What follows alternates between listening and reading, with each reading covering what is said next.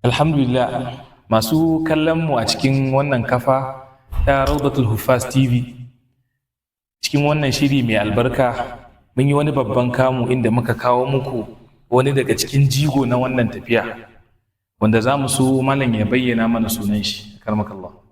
أعوذ بالله السميع العليم من الشيطان الرجيم بسم الله الرحمن الرحيم السلام عليكم ورحمة الله وبركاته sunana cikakken sunana shine Muhammad Thani Salihu. Masha Allah. Cikakken sunana. Masu kallo za su so su ji ɗan takaitaccen tarihi na akarmakallahu, na gwagwarmaya da aka yi na rayuwa da kuma haddan Alƙur'ani mai girma. To alhamdulillahi, a takaice a dunkule, wato ni dai an haife ni a wannan gari na Jos mai albarka, a unguwan da ake kira Nasarawa, a wani yanki da ake cewa Duwala bayan police station. Kuma na yi makaranta na primary bangaren boko da na addini, sannan na yi kuma secondary shi ma bangaren boko da na addini duka a cikin wannan gari mai albarka. Bayan haka daga nan kuma Allah ya kaddara na tafi wato Abuja, na yi jami'a, kuma ana cikin waɗancan karatuttuka ake ta gwagwarmayan hadda daga wannan malami zuwa wannan malami. Allah ya kaddare ni da haddace Qur'ani a lokacin na SS1 a makarantar boko. Wannan shine a takaice. Masha Allah. So masu kallo kuna dai jin yace malam ya mana bayani, sai dai zamu so malam ya bayyana mana cikin maluma da aka yi haddan Qur'ani, shin wani malami ne ka fi tasirantuwa da shi?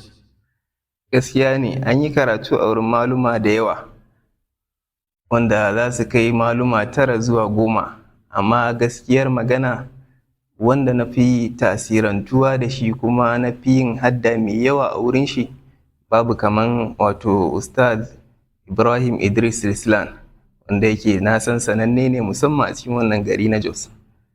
Wannan shi ne. Masha Allah. To akramakallahu, wannan tafiya ta Rawdatul Huffaz, masu kallo za su so su san menene matsayinka a wannan tafiya, sannan kuma menene ma hadafin ita wannan tafiya? Gaskiya ne, farko matsayina a wannan tafiya ni ne wato babban sakatare na wannan tafiya, abin da ake kira sakatare general. Shi kuma hadafi na wannan tafiya mafi girma a ciki shine haɗa kan ahlul Qur'an, kama daga nan cikin garin Jos, jihar Plateau da Najeriya baki ɗaya, muna fatan ya zama duniya ma baki ɗaya. Wannan shine babban hadafinta.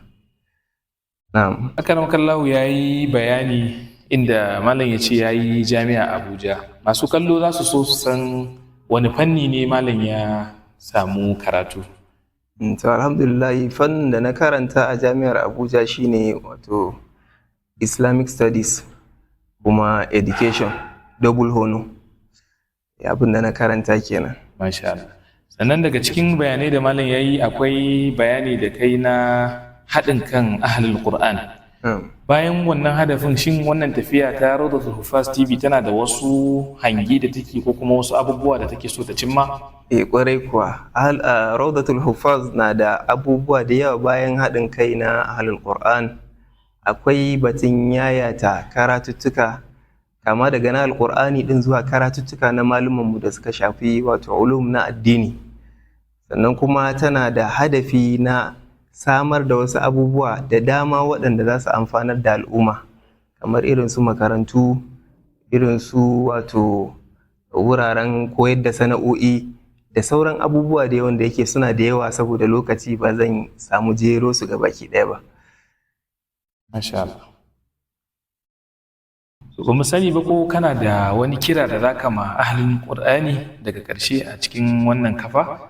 To babban kira da zan yi wa ahlul Qur'an a duk inda suke, wato su gane kimar da Allah ya musu, dan zaɓe ne kamar yadda Allah subhanahu wa ta'ala ya faɗa cikin Alƙur'ani, thumma awrathna alkitaba alladhina istafaina min ibadina.